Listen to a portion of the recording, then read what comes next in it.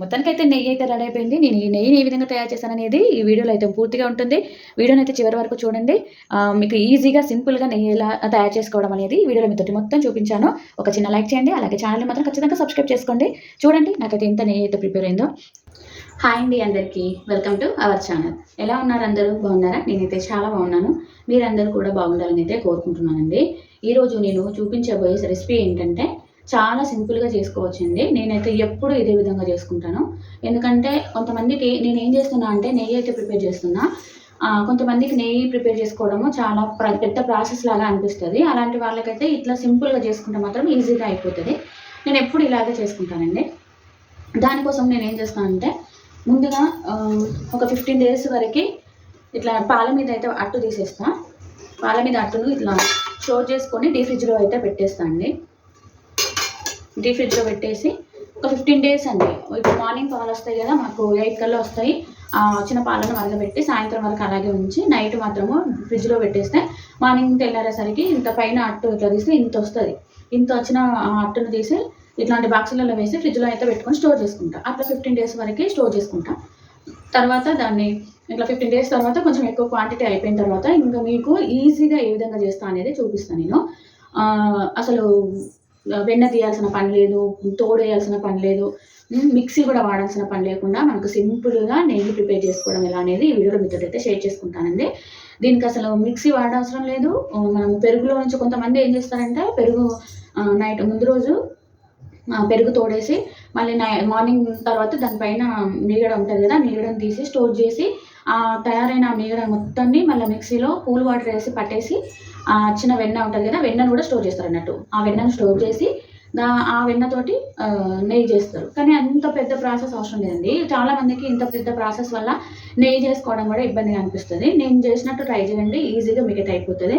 ఏం లేదు, పాలను నైట్ ఫ్రిడ్జ్లో పెట్టేసి మార్నింగ్ మనం పాలు వేడి చేసుకునేటప్పుడు ఆ పైన వచ్చిన అంత మీగడను తీసి ఒక బాక్స్లో పెట్టేసుకొని ఇట్లా బాక్స్లో డీ ఫ్రిడ్జ్లో పెట్టుకోవాలి. డీ ఫ్రిడ్జ్లో పెట్టుకుంటే స్మెల్ రాదు, మనం ఎన్ని రోజులైనా ఉంచుకోవచ్చు. నేనైతే దగ్గర 15 days అవుతుంది నా బాక్స్. ఇది నిండిన తర్వాత నేనైతే ఇందులోనైతే పెట్టేసుకుని ఇప్పుడు ఈ రెండిట్లలో నాకు పాల మీద మీగడ ఉంది, గట్టిగా అవుతుంది కదా, నేను అందుకే నిన్న ఈవినింగ్ తీసి బయట పెట్టేసిన. ఇప్పుడైతే కొంచెం లూజ్ అయిపోయింది. ఇంకా ఇప్పుడు డైరెక్ట్గా చేసుకోవచ్చు. ఇట్లా మళ్ళీ తీసి మళ్ళీ ఎక్కువ రోజులు ఉంచొద్దు, స్మెల్ వస్తుంది. అంత పైన కూడా బూజులాగా తయారవుతుంది. పాలు కదా తొందర పాడవుతుంది, స్మెల్ కూడా వస్తుంది పాలు కాబట్టి. ఇప్పుడు దీన్ని నేను వేడి చేసి మనం నెయ్యి కావడమే. దీనికోసం ఏం చేయాలంటే మందంగా ఉన్న గిన్నె ఉంటుంది కదా, మందంగా ఉన్న గిన్నెని అయితే తీసుకొని పెట్టుకోవాలి. లేకపోతే కింద అడుగంటే నెయ్యి అంతా మాడిపోయి స్మెల్ వస్తుంది, మంచిగా స్మెల్ రాదన్నట్టు, నెయ్యి వాసన రాదు ఎక్కువసేపు మాడితే. ఓకే ఫ్రెండ్స్, నేనైతే ప్రాసెస్ని అయితే చూపిస్తాను. నా ఛానల్లోకి కొత్తగా వచ్చిన వాళ్ళైతే ఛానల్ సబ్స్క్రైబ్ చేసుకోండి, అలాగే ఒక చిన్న లైక్ చేయండి. మీరు లైక్ చేయడం వల్ల ఇలాంటి వీడియోస్ చాలా మందికి అయితే షేర్ అవుతాయండి. తెలియని వాళ్ళు కూడా ఉంటారు కదా, వాళ్ళ కోసం అయితే ఉపయోగపడుతుంది. ఓకే ఫ్రెండ్స్, మన వీడియోలోకి అయితే వెళ్ళిపోదాం. మనము ఈ నెయ్యి చేసేటప్పుడు ఏంటంటే ఇలాంటి పాల గంజులు ఉంటాయి కదా, వీటిని అయితే దూరం పెట్టుకోవాలి. ఎందుకంటే ఈ నెయ్యి అనేది మనము అంటే చాలా రోజుల నుంచి స్టోర్ చేసుకున్న పాల మీగడ కదా, ఎంతైనా ఇవి పగిలిపోతాయి అన్నట్టు. పక్కకు అలాంటి నెయ్యి చేసేటప్పుడు ఇట్లా పక్కకు చిలుతాయి కదా, చిల్లినప్పుడు వీటిలో పడి పాలన్నీ పగిలిపోతాయి. అందుకే ఇలాంటి పాల గంజులు మాత్రము మనం నెయ్యి చేసుకునేటప్పుడు అయితే దగ్గర ఉంచుకోకూడదు. కోసం మాత్రం నేనైతే ఇలాంటి మందం ఉండాలండి. కింద మాత్రము ఇట్లా ఈ విధంగా మందంగా ఉండే వాటిని తీసుకోవాలా, లేకపోతే అది అనేది మాడిపోతుంది. ఇప్పుడు స్టీల్ వాటిలో కూడా పెట్టుకోకూడదు. స్టీల్ వాటిలో పెడితే ఏమైందంటే తొందరగా మాడిపోతుంది. ఇప్పుడు స్టవ్ అయితే వెలిగించి మనము నేనైతే తీసుకున్న మీగడ ఉన్నాయి కదా, దాన్ని అయితే ఈ గిన్నెలోకి అయితే వేస్తాను. ఇంకా చూడండి, ఈ గంజులో ఇంత ఎక్కువనే వస్తుంది అనుకుంటాను. దగ్గర 15-20 days అయితే ఉందండి నేను అట్టు తీయడం. నేను ఎప్పుడు మిక్సీ పడితే ఏంటంటే గిన్నెలు మాత్రం ఫుల్ గిన్నెలు అవుతాయి. ఇవంతా అంగడి అవసరమా? ఇంత సింపుల్గా చేసుకోవచ్చు. దీనికి ఎంత నెయ్యి వస్తుందో కూడా మీకు చూపిస్తాను నేను. చూడండి, అంత అట్టు, ఇదంతా పాల మీద అట్టండి. కానీ కలుపుతూ ఉండాలి ఎప్పటికీ, మనకు నెయ్యి అయ్యేంత వరకు కలుపుతూనే ఉండాలి. ఎంత అట్టండి, మస్తు ఉన్నది. చూడండి, ఇదంతా వెన్న అసలు. ఇప్పుడు దీనిపైన కూడా నేను ఇది స్టోర్ చేసుకొని పెట్టుకున్నా కదా ఈ అట్టునంతా, దీనిపైన నెయ్యి అనేది చిన్న బిళ్ళలాగా మొత్తం ఫామ్ అయింది. అసలు మీకు ఇందులో కనబడట్లేదు కానీ నాకు ఇక్కడ చిన్నగా మొత్తం చిన్నగా నెయ్యి అనేది ఆల్రెడీ రెడీ అయి ఉన్నది. ఇప్పుడు దీన్ని అయితే మొత్తం మంచిగా మసిలేంత వరకు ఉంచి మొత్తం అందులో ఈ వాటర్ అంతా ఎవాపరేట్ అయ్యేంత వరకు మనం కలుపుతూనే ఉండాలి. లాస్ట్కి అయితే నెయ్యి అనేది వస్తుంది. ఎంత ఈజీగా సింపుల్గా మనము నెయ్యిని అయితే ప్రిపేర్ చేసుకోవచ్చు. కొంతమందికి నెయ్యి చేసుకోవడానికి ఇబ్బంది అనిపిస్తుంది కదా, ఈ ప్రాసెస్లో చేసుకోండి. మీకు ఈజీగా గిన్నెలతో ఎక్కువ గిన్నెలు లేకుండా తోమే పని లేకుండా సింపుల్గా ఏ ఇబ్బంది లేకుండా చేసుకోవచ్చు. ఇట్లా కలుపుతూనే ఉండండి. ఇక చూడండి నెయ్యి అంతా అంటే ఇప్పుడు అట్టుతో నేను తీసిన అట్టు అంతా మంచిగా కరిగిపోయి ఇట్లా వాటర్ లాగా అయింది కదా. ఇదంతా కొంచెం అయినాక మళ్ళీ దగ్గరికి వచ్చి ఇదంతా ముద్దలు ముద్దలు అయిపోయి పైన మాత్రం నెయ్యి అనేది పేరుతుంది. ఇట్లా కలుపుతూనే ఉండాలి లాస్ట్ వరకు. మన నెయ్యి మనకు రెడీ అయ్యేంత వరకు కలుపుతూనే ఉండాలి, లేకపోతే కింద అడుగంటిపోయి మాడిపోతుంది అన్నట్టు. ఇక చూడండి మొత్తం మీద అట్టంతా మొత్తం కరిగిపోయి ఇట్లా పొంగులాగా వస్తుంది. ఈ పొంగు ఉన్నది కదా, దీన్ని మొత్తం కలుపుతూ ఉండాలి. లేక ఇది పొంగిందంటే మనకు అసలు నెయ్యే రాదు. మనం నెయ్యి గంజిలో ఈ అట్టు పోసినప్పటి నుంచి మన చేతికి నెయ్యి వచ్చే వరకు మనం గ్యాస్ దగ్గర నుంచి అసలు పక్క కదలొద్దు, ఎందుకంటే మొత్తం పొంగిపోతుంది, లేకపోతే అడుగు మాడిపోతుంది. అట్లా జాగ్రత్తగా ఉండాలి. ఇట్లా మొత్తం కలుపుకుంటూనే ఉండాలి. పెద్ద మంట పెట్టుకోవచ్చు, నేనైతే పెద్ద మంట పెట్టేసిన. పెద్ద మంట పెడితేనే మనకు తొందరగా అయిపోతుంది అన్నట్టు. ఇప్పుడు వెన్న తీసి చేసుకునేది మాత్రము తొందరనే అయిపోతుంది, ఎందుకంటే అందులో వాటర్ క్వాంటిటీ ఉండదు కాబట్టి. డైరెక్ట్ మనం వెన్న తీసేసుకొని వాటర్ తీసేసి వెన్ననే స్టోర్ చేసుకుంటాం కాబట్టి అందులో ఎక్కువ వాటర్ ఉండదు. ఇందులో డైరెక్ట్ మీగడనే కాబట్టి కొంచెం వాటర్ ఎక్కువ ఉంటాయి. అందుకే మనము పొంగకుండా ఇట్లా కలుపుకుంటా లోపలికి దాని కిందికి ఇట్లా కలుపుకుంటుంటే అది కిందికి వెళ్ళిపోతుంది మసిలి. లాస్ట్కి అయితే నెయ్యి అయితే తయారవుతుంది. మీకు కూడా చూపిస్తాను. నేను నెయ్యి తయారు చేసేటప్పుడు మంచి స్మెల్ రావడానికి దీంట్లో ఒకటి వేస్తా, అదేంటో కూడా ఈ వీడియోలో మీతో షేర్ చేసుకుంటా. కొంచెం అయితే దగ్గరికి అయితే వస్తుంది, కొంచెం చిక్కగా అవుతుంది అన్నట్టు. ఇట్లా చిక్కగా అయ్యి ఇట్లా అయిపోయి ఇదంతా లాస్ట్కు మొత్తం చిన్న గడ్డలుగా ఫామ్ అయ్యి దానిపైన అయితే నెయ్యి అయితే పైకి పేరుకొస్తుంది అన్నట్టు. ఇప్పుడు చూడండి అంత క్వాంటిటీ ఇది ఇంతే అయిపోయింది. అంటే నీళ్ళన్నీ ఎగిరిపోతున్నాయి అన్నట్టు, మొత్తం నీళ్ళన్నీ ఇంకిపోతున్నాయి. అట్లా కలుపుకుంటూనే ఉండాలి. కలుపుతూనే ఉంటే కింద అడగంటకుంట అయితే ఉంటుంది. చూడండి అయితే ఇది ఇట్లా మసిలేటప్పుడు ఏమైందంటే కొంచెం పుల్లగా వాసన వస్తుంది, ఎందుకంటే మనం బాగా రోజులు స్టోర్ చేసుకుంటున్నాం కాబట్టి కొంచెం పుల్ల వాసన వస్తుంది. దానికి మనం టెన్షన్ పడాల్సిన పని లేదు. నెయ్యి అయితే స్మెల్ సూపర్ అవుతుంది. ఈ పుల్లటి వాసన అంతా పోయి నెయ్యి పైకి ఇట్లా పేరుకొని వస్తుంది పైకి, అప్పుడు నెయ్యి వాసన వస్తుంది. దానికి ఇంకా మంచి స్మెల్ రావాలంటే నేను ఒక చిన్న టిప్ చెప్తా లాస్ట్కి.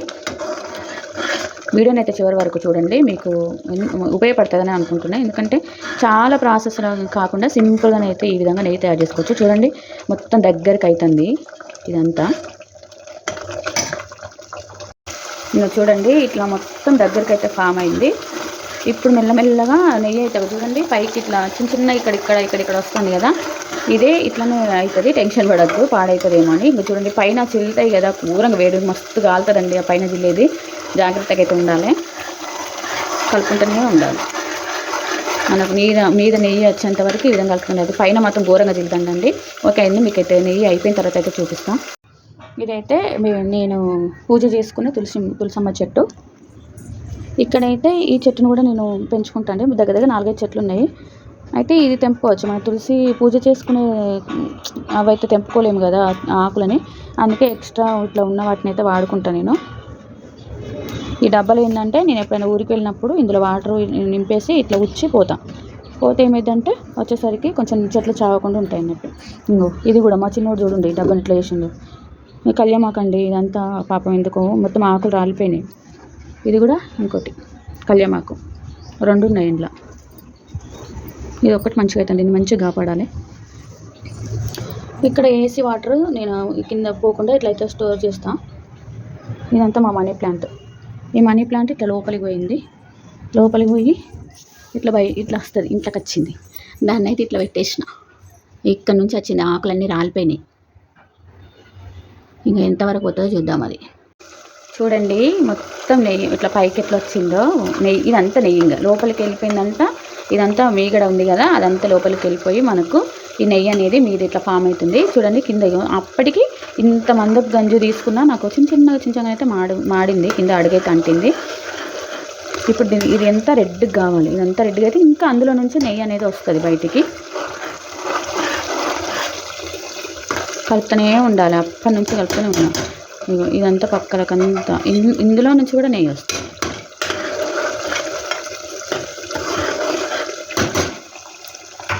దీన్ని వడపోసుకోవడానికి నేను ఇదైతే వాడతాను. ఇందులో పోసి దీనిలో కొంచెం చల్లారిన తర్వాత మనం ఎందులో అయితే పోసుకొని ఫ్రిడ్జ్లో పెట్టుకుంటామో అందులో పోసేసుకుంటే అయిపోతుంది.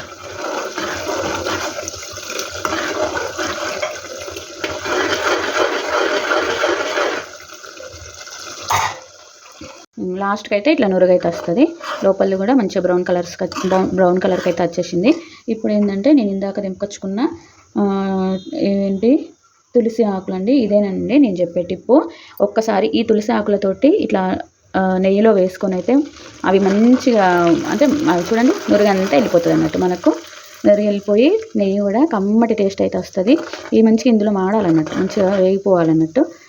ఇదండి నురుగంతా వెళ్ళిపోతుంది అన్నట్టు కిందికి. ఇప్పుడు దీన్ని మనము కొంచెంసేపు ఇట్లా ఉంచి కొంచెం నురగపోవాలి. నురుగంతా వెళ్ళిపోయిన తర్వాత దీన్ని మాత్రం వడబోసుకుంటే మనకైతే కమ్మటి వాసన వస్తుంది. ఇంతకుముందేమో పుల్లగా వచ్చింది కదా ఫస్ట్, ఇప్పుడైతే కమ్మగా వాసన వస్తుందండి.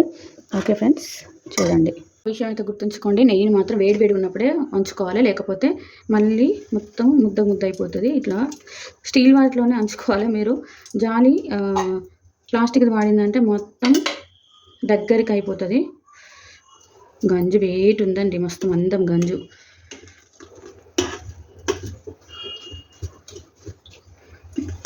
ఒక 15 డేస్ అండి అదంతా. అది ఎంత నెయ్యి అయింది అనేది ఈ వీడియోలో మీతో అయితే చూపిస్తాను. ఇప్పుడు ఇది ఉంటుంది కదా, దీన్ని ఇట్లా ఒత్తుకోవాలి, ఎందుకంటే ఇందులో కూడా చాలా వరకు మిగిలిపోతుంది. ఒక చూడండి, మన పావు కిలో దాకా వచ్చింది. మంచి కలర్ కూడా వచ్చింది. ఇది మంచిగా రవ్వలు అవుతుంది. నెయ్యి అనేది రవ్వలుగా వస్తుంది మనకు. ఇట్లా ఇంత ఈజీగా ఇంట్లోనే మనం రెడీ చేసుకోవచ్చు. బయట ఉంటే పావు కిలోకి 400 300 ఉంది, అవసరం లేదు. ఇంట్లో చూడండి ఇందులో నుంచి ఎంత వస్తుందో. ఇట్లా వస్తుంది.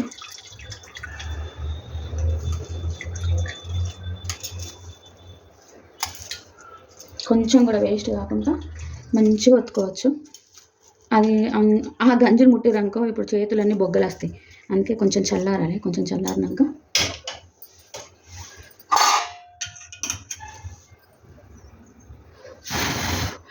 మళ్ళీ ఇది చల్లారిన తర్వాత మళ్ళీ వడబోసుకోవాలి. ఎందుకంటే నేను కొంచెం జాలి, అది కొంచెం రంధ్రాలు పెద్దగా ఉంటాయి కదా, అందుకే లోపల కొంచెం బ్లాక్ ఉంది చూడండి. అదంతా పోవాలంటే ప్లాస్టిక్ది చిన్న మనం టీ వడబోసుకునే జాలి ఉంటుంది కదా, దాంతో అయితే చేసుకోవాలి. అది వడబోయాలంటే ఫస్ట్ ఇది చల్లారాలి.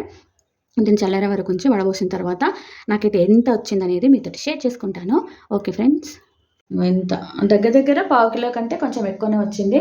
ఇంకా దీన్ని అయితే ఇలాంటి స్టీల్ బాటిల్లో మాత్రమే స్టోర్ చేసుకోవాలి. ఎందుకంటే మనము ప్లాస్టిక్ డబ్బాలో కానీ గ్లాస్ వాటిలో కానీ పెట్టినప్పుడు దీన్ని మనం ఎప్పుడైనా ఫ్రిడ్జ్లో స్టోర్ చేస్తాం కాబట్టి మళ్ళీ వాడుకునేటప్పుడు మాత్రము దీన్ని అయితే డైరెక్ట్ పొయ్యి మీద పెడితే నెయ్యి కరిగిపోతుంది.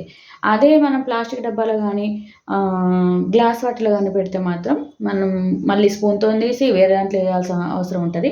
ఇదైతే డైరెక్ట్ దానిపైన పెట్టేస్తే అయిపోతుంది.